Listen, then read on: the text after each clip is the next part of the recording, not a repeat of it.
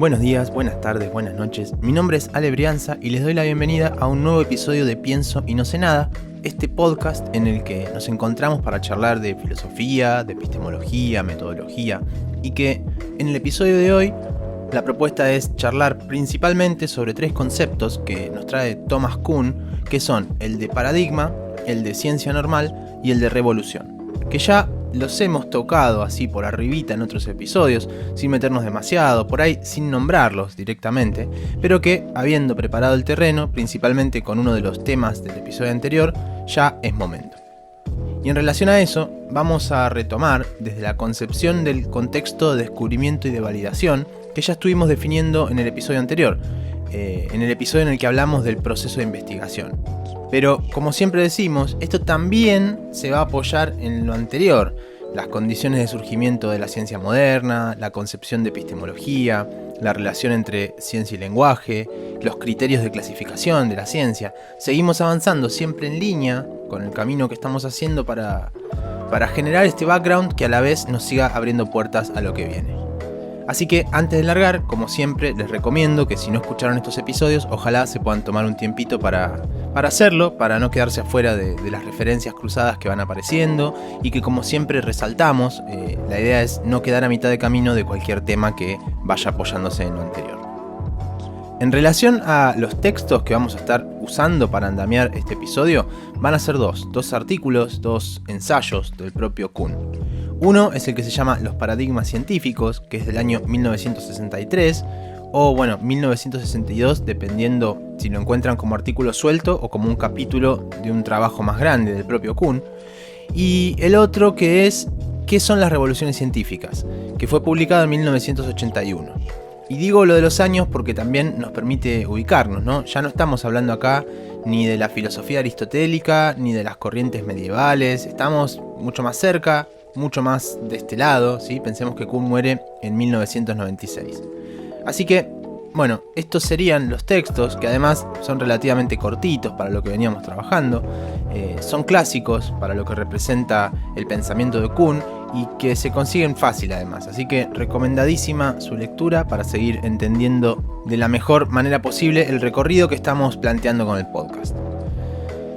Hablábamos en el episodio pasado de estos contextos de descubrimiento y de validación y de las crisis y superaciones que pueden tener al intercambiarse, ¿no?, estos momentos. Y es un tema que nos interesa tener presente porque lo que va a plantear Kuhn, lo que vamos a conocer hoy, en realidad está muy cerca de esta noción del contexto de descubrimiento y todo lo que implica. Es decir, entender a la ciencia como una práctica social, situada históricamente, y que va a depender de ese contexto, valga la redundancia, en el que está funcionando. Kuhn le entra a todo este tema desde una problemática troncal, que es desde la educación que reciben las personas que hacen, que se van a dedicar en un futuro a hacer ciencia. De hecho, este texto, que se llama Los paradigmas científicos, comienza con esta problemática así de una, tratando de caracterizar la imagen, podríamos decir, la imagen extendida o lo que emana la imagen de una persona que hace ciencia, diciendo que uno no dudaría de que en ese imaginario es una persona que está atrás de la verdad, que tiene objetividad y que tiene, imparcialidad frente a lo que observa, pero que, sin embargo, muy a pesar de esa idealización generalizada, esto de la imparcialidad en la práctica no sería tan así. No funcionaría tan bien porque en el fondo estas personas no dejan de tener limitaciones humanas, es decir, problemas que son inherentes a las propias condiciones de humanidad. Y es por ahí que relacionamos también con esto que decíamos de la ciencia como práctica social, ¿no? Como algo que está hecho por personas que tienen sus propios contextos sociohistóricos, podríamos decir. Y en este sentido, dice Kuhn que un rasgo interesante de la educación científica es que consiste en una formación que se da casi exclusivamente mediante textos, que obviamente son disciplinares, esos textos propios de cada disciplina, y que en contraposición, en muy contadas ocasiones, se involucra a la propia práctica en proyectos de investigación, leer papers de colegas y otras cosas que en realidad hacen los científicos en su práctica cotidiana cuando ya están haciendo ciencia. Pero no, la formación, la educación científica, se da mediante estos libros que están llenos de problemas, con sus respectivas soluciones y que cada disciplina acepta como paradigmas, esperando que el estudiante en un determinado punto de su formación pueda resolver los problemas con los que se encuentre ajustándose precisamente a estos paradigmas, cosa que resulta, según las palabras del propio Kuhn, en una práctica relativamente dogmática y que consiste de alguna manera en aprender a transitar o a insertarse, podríamos decir, en una tradición preestablecida para la solución de problemas. Y ni hablar que en los límites del paraguas que esta tradición propone, no se invita nunca a ese estudiante a evaluar, a poner en crisis o a discutir esas reglas que va aprendiendo durante su formación. Y acá vamos a hacer una aclaración que es pertinente, que es que cuando Kuhn habla de ciencia, está hablando de lo que conocemos como ciencias naturales, ¿sí? La química, la física, la biología, etc. Para pensar en las humanísticas hay que dar vuelta a otras páginas y, como decimos siempre, más adelante vamos a llegar a entender cómo confluye este tipo de planteos en epistemologías más pluralistas, podríamos decir. De hecho, Kuhn postula que hasta el momento en el que una determinada disciplina abraza su primer paradigma, cuenta con un desarrollo que se parece al de las artes o al de las ciencias sociales. Así que ahí podemos entrever por dónde va su razonamiento. Bueno, volviendo al tema, estos textos, estos manuales de ciencia de los que venimos hablando, comienzan a aparecer a principios del siglo XIX, con lo cual también esta forma de verlo es una manera para Kuhn de hacer un corte entre lo que él entiende como ciencia y todo lo que es precientífico, ¿no? Marcando un punto en el que ya sí hay una especie de conciencia de lo que se está haciendo al investigar de manera sistemática o más metódica, podríamos decir, y con las características que hemos definido también en episodios anteriores. En este contexto, el establecimiento de un paradigma se va a volver muy importante para las disciplinas, porque al recibir ese paradigma, la comunidad científica en una primera instancia solo va a poder tener uno, ¿sí? Se adscribe a un paradigma, a una forma de ver el mundo.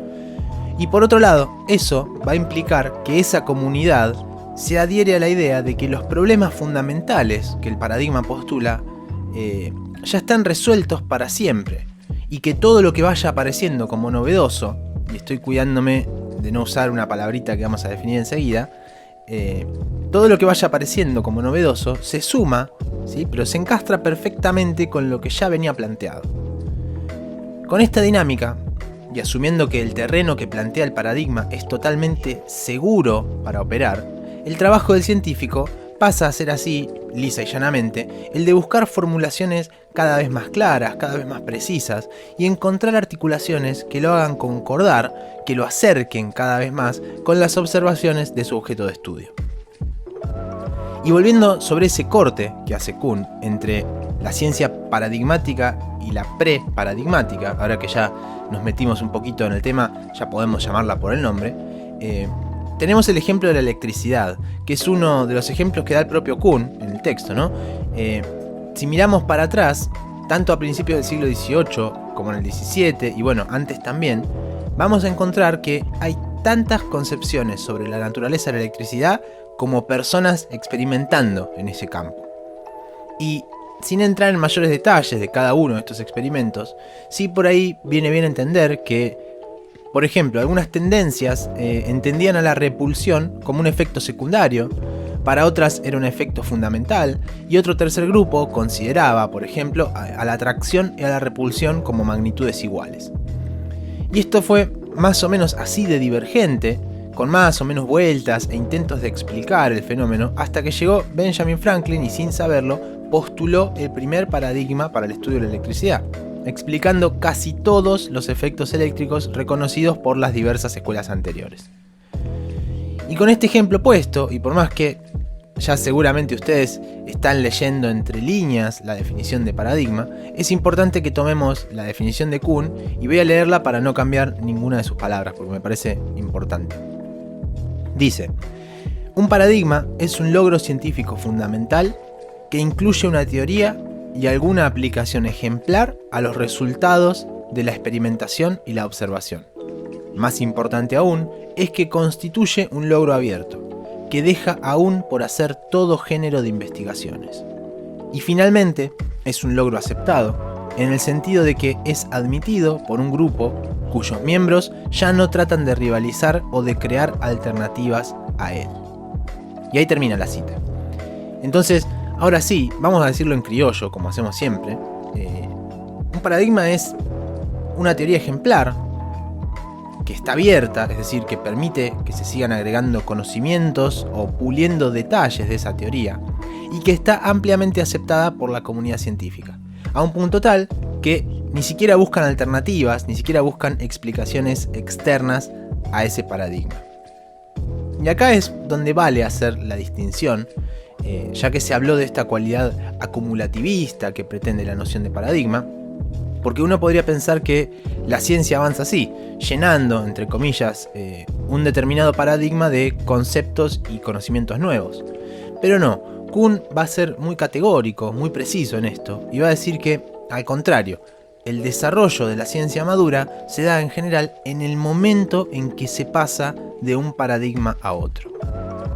Es decir, obviamente, todo trabajo de investigación dentro de las fronteras del paradigma representa un avance porque sí, es esto que decíamos, cada vez se acercan más las definiciones teóricas a lo que se observa en la realidad.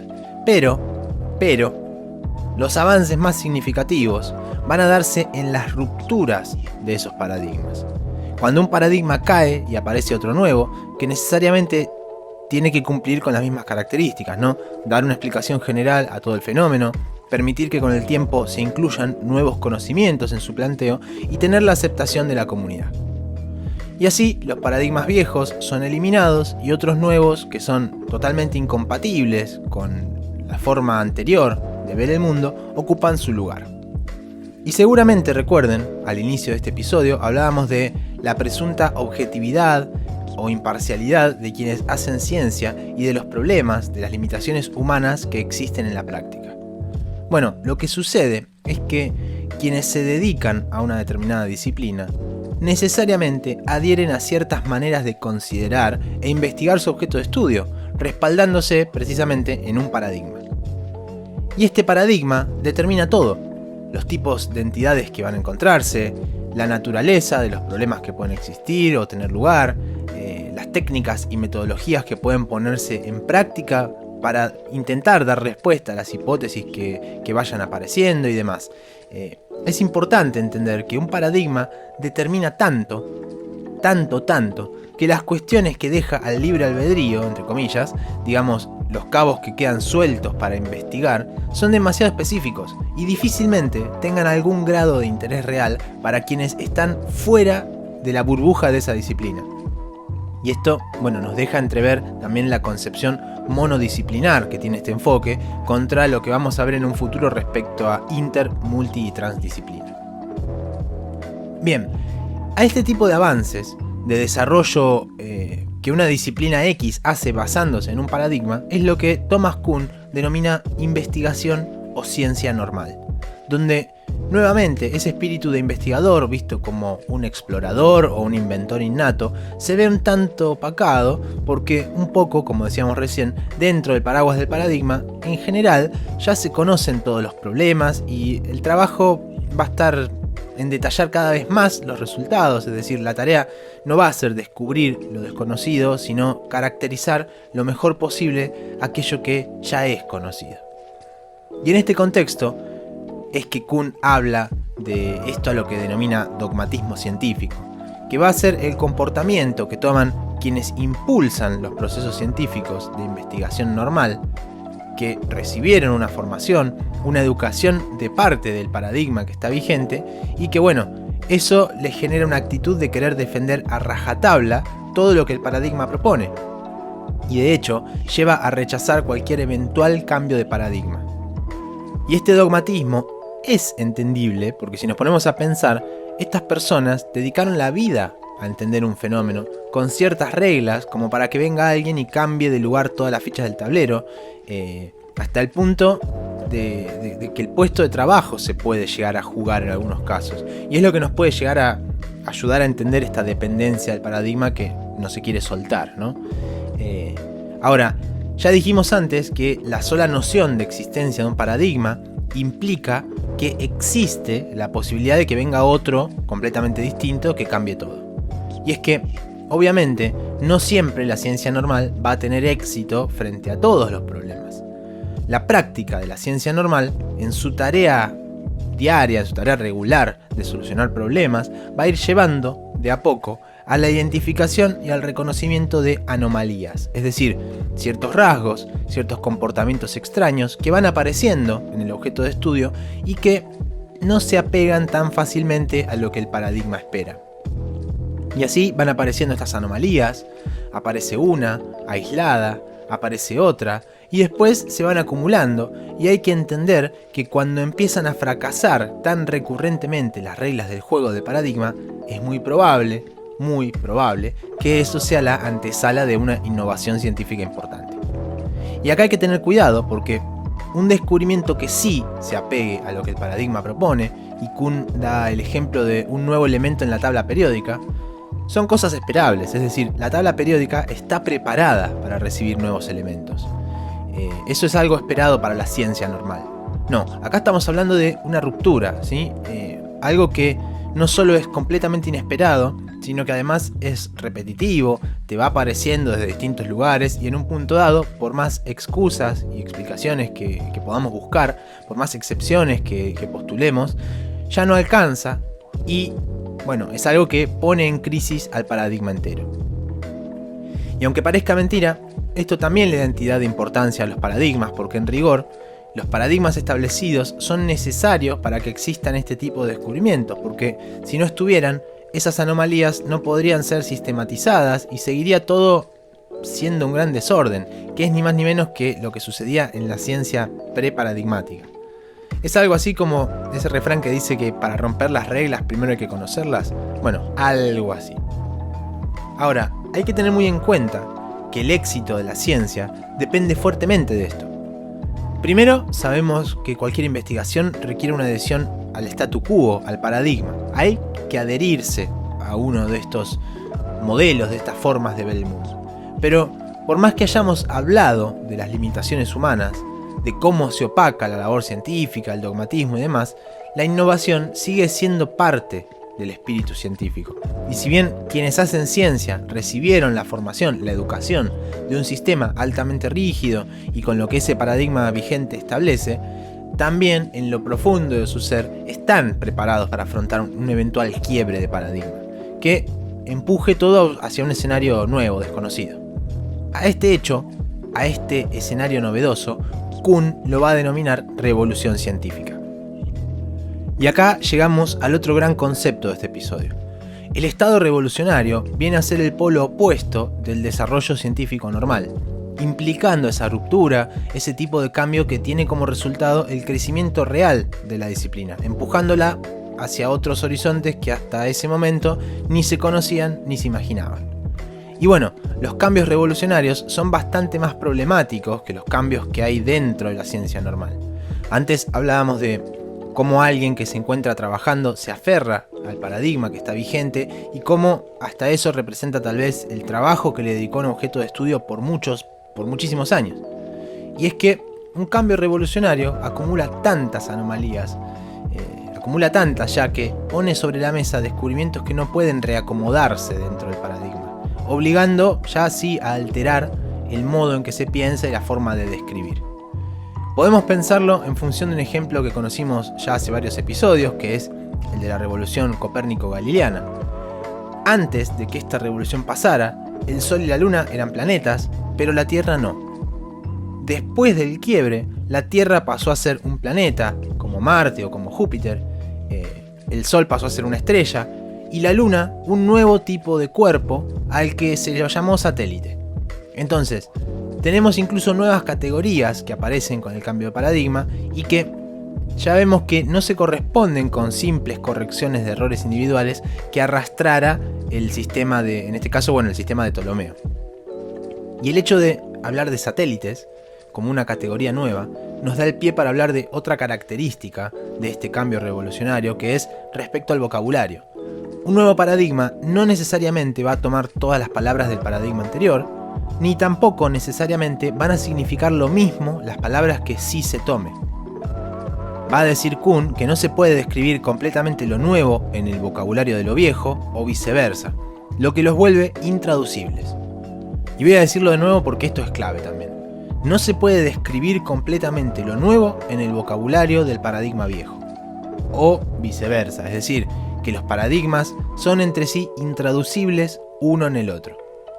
Y bueno, para completar esta idea de los cambios en los usos de las palabras, no puedo hacer otra cosa más que recomendarles que le den una escuchadita al episodio 4, donde hablamos de ciencia y lenguaje y donde esta cuestión de la significación está súper presente y muy bien explicada con mayor grado de profundidad. Bien, con esta idea desarrollada, en verdad terminamos nuestro recorrido de hoy, habiendo hablado de ciencia normal y de revolución científica y de todo lo que implica para Kuhn esta cuestión del paradigma, con la acumulación de conocimiento que promueve para adentro y la ruptura tan necesaria para avanzar cuando la situación ya no da para más. Y bueno, si llegaron hasta acá, como siempre, les agradezco por la paciencia, por el interés, por la compañía. Si están en Spotify, pueden darle follow, y si están escuchándolo en YouTube, lo mismo, pueden suscribirse y darle a la campanita para que les llegue la notificación cuando salga el nuevo episodio. Y si no, bueno, por Twitter actualizo también y aviso, ahí me encuentran como @alebrianza. Pueden escribirme con sus comentarios, con mensajitos, tanto en YouTube como por algún mensaje directo. Como le decía a alguien el otro día, me dio un chiste: donde haya una necesidad de entender un tema, habrá un episodio del podcast listo para explicarlo. Y bueno, obviamente también si quieren compartirlo con compañeros, compañeras, profes, todo suma. Soy Alebrianza, gracias nuevamente por acompañarme en esto que se llama Pienso y no sé nada. Hasta la próxima.